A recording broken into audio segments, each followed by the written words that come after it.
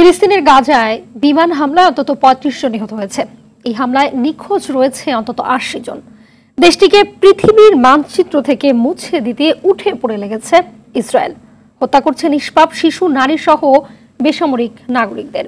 মুহুর্মুহু হামলার পাশাপাশি বন্ধ করে দিয়েছে বিদেশি খাদ্য সহায়তার পথও। তাদের এই কাজে সমর্থন দিয়ে আসছে যুক্তরাষ্ট্র সহ পশ্চিমারা। আর এসব দেখে দু একটা হুঙ্কার দিয়েই দাঁড় সারছে মুসলিম বিশ্ব। বিস্তারিত রাগিব হাসানের রিপোর্টে।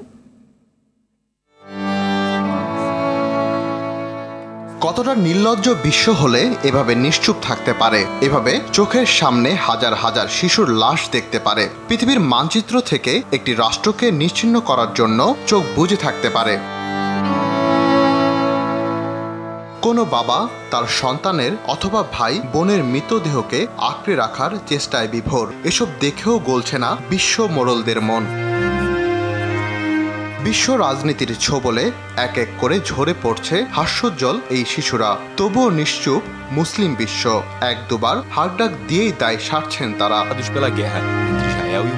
এমন অবস্থায় কিছুটা আশার আলো দেখালেন ইন্দোনেশিয়ার প্রেসিডেন্ট প্রাবো সুবিয়ান্তো।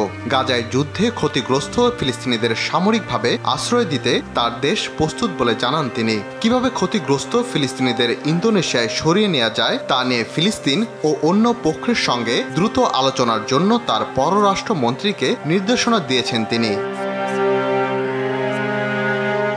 ইতোমধ্যে গুগলের মানচিত্র থেকে সরিয়ে ফেলা হয়েছে ফিলিস্তিনকে। দেশটিতে শুধু অস্ত্রের ঝনঝনানিই চলছে না, সেখানে সৃষ্টি করা হয়েছে খাদ্যের সংকটও। আর বিশ্বের সকল তথ্য প্রযুক্তি দাঁড় করানো হয়েছে ফিলিস্তিনিদের বিপক্ষে। বিশ্ব নেতাদের মতো নিশ্চুপ বিশ্ব মিডিয়াও। তারা যেন ফিলিস্তিনি নিহতের সংখ্যা গুণেই ক্ষান্ত। বিবিসি, সিএনএন, রয়টার্স ও ওয়াশিংটন পোস্টের মতো মিডিয়াগুলো অনেকটাই এড়িয়ে যাচ্ছে এ খবর।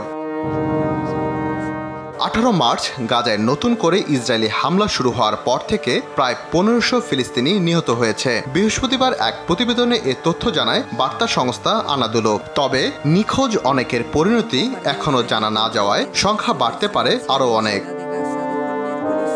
রাকিব হাসান, RTV।